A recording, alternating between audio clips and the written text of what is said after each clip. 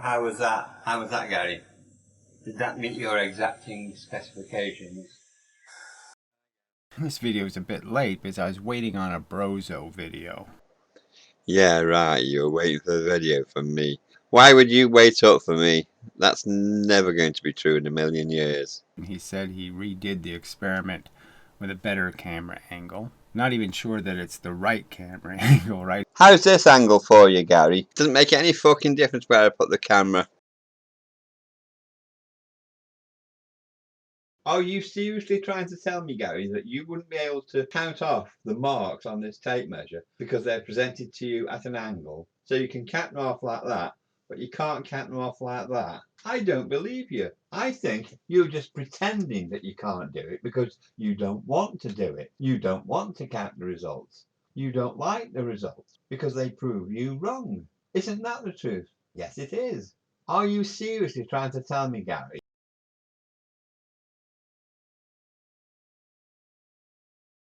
That's the line going through the edge of the two maths. 1, 2, 3, 4, 5, 6, 7, 8, 9, 10, 11, 12, 13, 14, 15, 16, 17, 18, 19, 20. 21, 22, 23, 24, 25. That's a total of, let me count the inches. So we measured the inches from there to there. 1, 2, 3, 4. 5.3 inches. Doesn't make any fucking difference where I put the camera, so long as you can see what you need to see. And I could. If you couldn't, that's your problem. Get yourself some bins. Is this the wrong angle? I think you're a dickhead.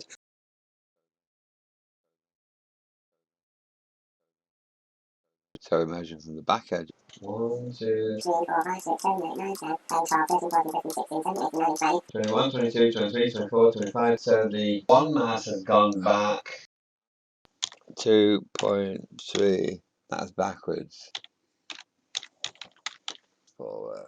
And so now we're counting the initial speed. That is also starting from this same mark. I'll do it in red. An arrow in red. Well, that's the end point. 1, 2, 3, 4, 5, 6, 7, 8, 9, 10, 11, 12, 13, 14, 15, 16, 17, 18, 19, 20, 21, 22, 23, 24, 25.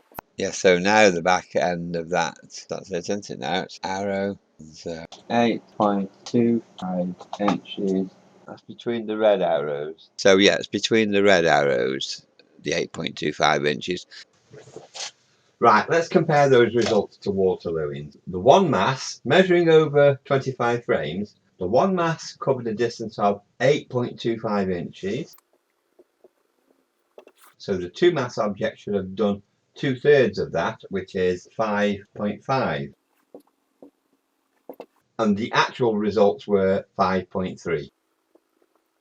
Gary predicts the two mass object could only do half of that, which is 4.1. It's clearly wrong. Clearly wrong. Now the rebound speed of the one mass. That should have covered 1/3 of that distance, 2.75. But it actually covered 2.3.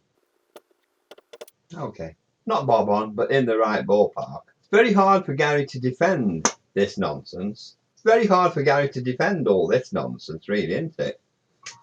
Oops, sorry. I should turn the damn thing off, shouldn't I? But it's very hard for Gary to defend all this garbage. It really is some kind of weird religious addiction he's got to this claim. I have no idea what motivates him. I suppose when you've dug a hole that deep, you don't want to look foolish and stop and say, please lift me out of this hole. You're just going deeper and deeper and deeper. He'll be popping out in Australia soon. Sorry, Robert Ritchie, he's coming your way. Anyway, I don't wish any ill on the guy. I just wish, some kind of understanding. But at least we're talking about things. It's a start, isn't it? Your mental illness is basically you just being a twat. Have you been to the doctors and did he say by any chance, well, Mr. Dickhead, we've scanned your brain and we've just found out you're a dickhead. We can't prescribe anything for that other than some books. He still hasn't figured out that, yes, straight on is the way you want to do it. No angles. How was that, Gary? He still hasn't figured out. How was that, Gary? He still hasn't figured out. How was that, Gary? He still hasn't figured out. How was that, Gary? I wouldn't care, but I said at the time, this is just an experiment to see how I go on. But, Vinegar Tits just has to go on moaning as if this is the only experiment you're ever going to get off me. Bullshit. Are you just desperate to come up with any excuse to try and badmouth me? It makes no fucking difference what angle something's at, as long as you can read the tape measure. I could read the tape measure. It was quite easy to measure reasonably accurately to within half an inch, say, at worst, maybe a quarter of an inch. And I could do that because I was trying to extract the information from the video. You were trying to do the opposite. You were trying to be a twat. You were trying to discredit a perfectly fine experiment within the limitations of an amateur experiment, home built on a very tight budget. You were trying to discredit it for no other reason than you're a soft twat, than you're a coward, than you're a cheating, lying, horrible bastard, that you cannot face reality, that your experiments are a load of old fucking shit, that your theories are a load of old fucking shit, that your fucking brains are a load of old fucking shit. You are an idiot, a bona fide idiot, a fully qualified moron. There is something mentally tapped about you, man. There really is. You're not a man. I don't know why I'm calling you a man. You're a fucking mouse. What is wrong with you? Go and see a fucking doctor. Get a better diagnosis than whatever you've had so far. Spend some of your money hidden under the floorboards on getting some fucking diagnosis what your problem is. In my estimation, your problem is that you are not facing reality. You are denying reality. You go around accusing everybody of being religionists or something, when it's you. You are just projecting your own flaws on other people. It's you who's a religionist. You believe your theories regardless of the evidence. You've even said recently, regardless of the evidence. Well, what kind of idiot says regardless of the evidence? Wasn't it Richard Feynman who said, well, you don't trust Richard Feynman, do you? Well, that says it all. The fact that you tried to discredit, not just me, obviously a rank amateur, you try and discredit absolutely fucking everybody. No matter how well respected they are, in your eyes, they're nothing, because no one comes up to your exacting standards. Well, let me tell you, Gary, your standards are lower than a dog turd on the pavement. You really do need to go and get your brain sorted out, Gary. So anyway, he's he did it at least 24 hours ago. He did this redo, and it's going to be up in hours. It never arrives. Somehow titling, uploading and titling is very difficult. So anyway, it's just too silly. No, Gary, the problem is I've got to spoon feed you all the information that you're going to pretend not to understand or pretend to find some fictitious problem with. I can't just upload a video of a reasonable experiment without an idiot like you trying to tear it apart by inventing problems that don't exist. So I've got to spoon feed you. I've got to walk you through it one step at a time. I've got to describe every fucking dot and comma because you're thick as pig shit, because you're a lying cunt, because you're thick as pig shit and you're a lying cunt. So I've got to walk you through it.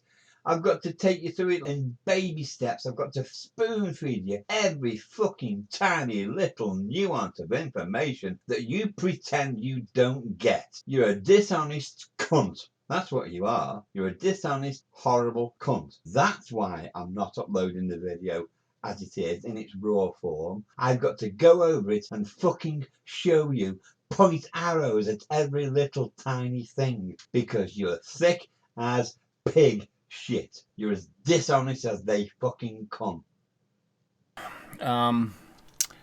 So he said his comments are just lie after lie after lie after bullshit after nonsense. Here's a video I made a day or 3 ago. It's just the same air track thing as I did before, but with the camera facing straight onto the air tracks, so you can see more clearly. In a way, you can see less, which is why I filmed at an angle before, so you could see along the length. But obviously, I don't have much room to place the camera, so if the camera's straight on, it's not a wide angle lens or anything, so there's a limit how much you can see, but you can see enough. I wouldn't care, but I said at the time, this is just an experiment to see how I go on. But, Vinegar Tits just has to go on moaning as if this is the only experiment you're ever going to get off me. Bullshit, I've said that I'll do any experiment. Well, I don't mind doing more experiments, but don't hold your breath. You'll die holding your breath waiting for me to finish an experiment. But I'm quicker than you, Gary. Just bear that in mind. So I just took the very first one I did. As it panned out, it worked out like this. When I clicked 4 frames at a time forward, 4 frames. The one mass object in 4 frames went exactly 3 inches. You're going to see in a moment. I've actually put arrows pointing at where the start is and pointing at where the finish is, and you can see 3 inches. Then I do the same on the 2 mass object, because remember the theory is that's supposed to go at 2/3 of that. 2/3 of 3 inches is 2 inches. And so again, do the 4 frame clicks forward, and it actually is bob on 2 inches. What more can you want? And then finally, the one mass object bounces backwards, doesn't it, in Walter Lewin's example? And it bounces backwards at 1/3. So again, I do the 4 frame clicks forward as it's bouncing backwards. And how much ground does it cover? 1 inch exactly. Well, how can it be any better than that?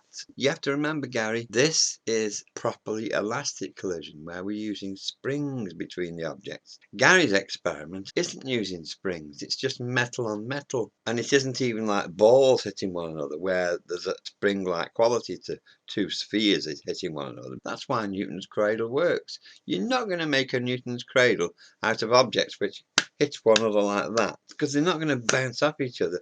The energy is going to be absorbed largely by the collision. Not perfectly, but it's not going to be perfectly elastic either. And that is the reason they use springs in these experiments, to make the collision as near elastic as possible. Now, I didn't invent this theory, Gary, so it's no use blaming me. Walter Lewin didn't invent how nature works. You seem to think it's all a religious con or something. I think you're attaching too much importance to the things people have said back then. Back in the olden days, 200 or 300 years ago, almost everybody was fucking religious, weren't they? Life was bleak. People were desperate for something else to believe in. They hadn't got the internet. Life was miserable. You didn't know whether you were going to survive to see next year, did you? You didn't know whether you were going to starve or freeze or be executed. There's so many.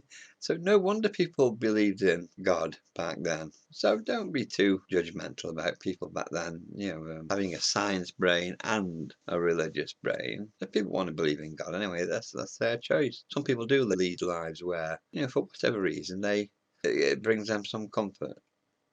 It wouldn't me, quite the opposite. Anyway, here comes the video. Okay, here we go. Same experiment as before. Dig for brains, Gary. But less length visible, less frames available. It's just easier for lazy fuckers to see, or people with tiny screens, I dare say. But by far the easiest way, I've got to say, by far the easiest way, is do it yourself. Do it your fucking self. And stop moaning.